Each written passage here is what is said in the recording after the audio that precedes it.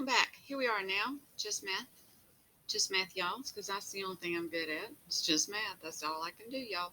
Okay, so today we're going to do applications of equations, section 2.5 in your assignments. So applications of equations is where we are. And you start in with words. Ooh, translating words to equations. Now, this does not have to be that hard, but a lot of people hate it. So we're translating. Oh, goodness, here we go again. Let's see if we can't keep this thing from acting up. Okay, let's try again. Go up and stay. Okay, translating. There we go. We are translating sentences into equations. Okay, so when it comes to math words, you have to read it very slowly, and every single word is so important. All right, so let's just go really slowly and think about what this example says here. It says 4 times a number. Okay, so now we know that in the instructions it tells us we have to use X. We have to use the letter X in our homework, so that's what we're going to do. So we're going to replace number with X. Okay, 4 times a number, so that would be 4 multiplied by some missing number X. Okay, I know X is supposed to be multiplied, but it's not. All right, dot is multiply. All right, use the dot or a parenthesis. Okay, so 4 times a number is equals. That's your equals. Is equals. Okay, 4 times a number is the same as, is equal to 11 more than 11, and then the more than, that's plus 3 times that same number. And so we have this equation here, which we would normally write as that. And now we're going to solve it. Okay, go back to your solving steps. Simplify each side first. Well, we're pretty simple here. Move the variables to one side. So I'm going to subtract the 3x so I can get the variables together. That one's 0. And this is 1x. And then I can divide by 1 if I want to, and I just get x is 11. Very good. That's it. Okay, so this is the equation, and then we solved it. On the homework, I think you have a multiple choice for the equation and then solving it. Let's look at number 2. If 8 times a number, okay, so again, number is my x. I want a new color for this problem. Okay. If 8 times a number, so that's 8 multiplied by a number. Now this time, it's not just is. Look at your verb. It says is subtracted from. So read carefully. Is subtracted from. So that's 8 times a number is subtracted from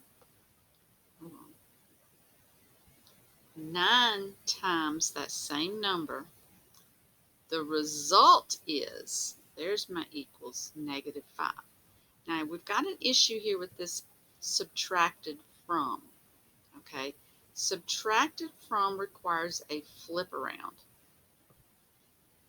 8x is subtracted from 9x. So that means these are flip-flopped. 8x is the one that's being subtracted from the 9x. And then my result is -5. So there's the equation. And then to solve it, I'm going to simplify first. 9x minus 8x is 1x. And then I can divide by 1. Crazy, Miss Cox. Just see if you got paying attention. And my answer is -5. Equation and then solve. All right, let's try another one. When a number, there's my x, is multiplied. Now remember, is not always equals. This one says is multiplied. So when a number is multiplied by 10, is multiplied by 10, the result is 8. So I have x times 10 equal 8, which would be normally that, and now I have to solve it. So this is my equation. And then to solve it, I don't have to get variables on one side, numbers on the others, because I've already done that. So now all I have to do is just divide by 10. So divide both sides by 10. Now, 10 doesn't go into 8, and 8 doesn't go into 10. So what do I do? Remember, if you can't divide, you reduce. If you can't divide, you reduce. And I can reduce this by 2. And so that's going to be 4 over 5. And that's my answer. All right. Okay. So next we have when a number, okay, there's my x, is divided by negative 8. Is divided by negative 8. The result is 6. See, it's right there. If and when a number, that's your x, is divided by negative 8, the result is 6. Now we would write this as x divided by negative 8, because remember we use a division bar, we use a fraction bar for division. And then how do I solve this? I haven't done one of these. Remember, this is a fraction. We can multiply by that denominator and it'll go away. Remember that?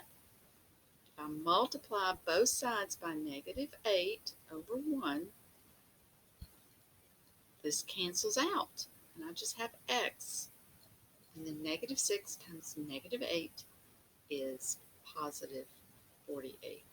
And so there's my answer there. Okay? All right. So this is the first part. All right. Second part is using formulas. We're going to come in here in just a minute and we're going to solve these.